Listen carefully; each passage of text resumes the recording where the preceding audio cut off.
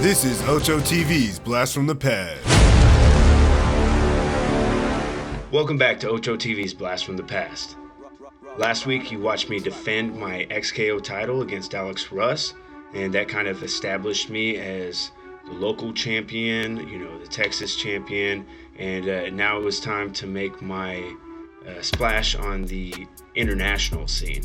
So my son was born soon after that last fight, and then he was about 3 months old. I spent every day of his life with him, and it was time to make my splash on the international scene.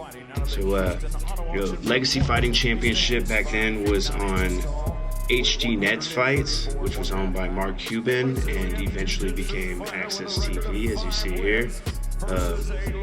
Yeah, man, this was a big moment for me. I was pumped.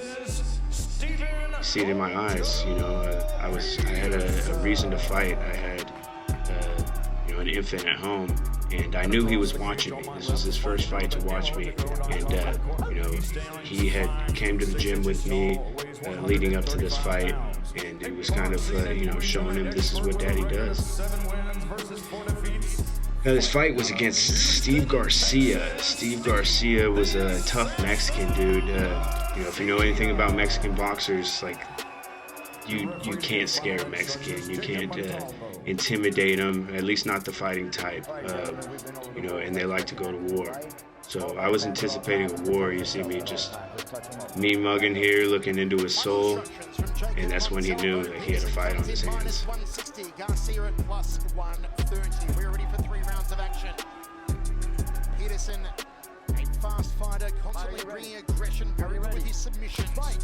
He said no glove touch. Oh, he went with the glove touch. There we go.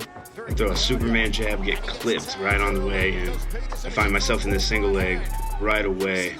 Bring it to the mat, and he's going for this choke, but I kind of shake it off. I'm ready to get to work here. He's kind of tying me up. I'm trying to unload with elbows. He goes for this little crossover sweep, but I shut that down. It's kind of a beginner sweep, but it works on all levels. So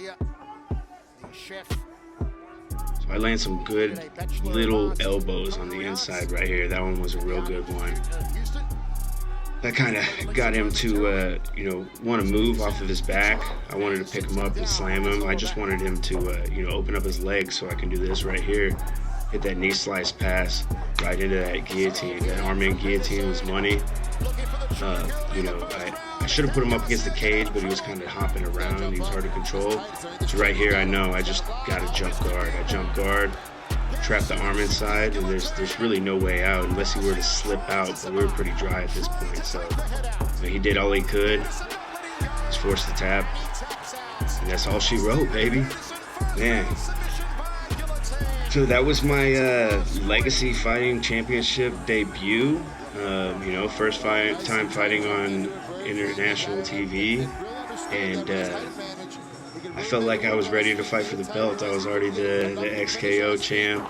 I wanted to fight for the Legacy Fighting Championship belt immediately, but God had other plans in store for me, so my career went a different path, but eventually I ended up getting that belt.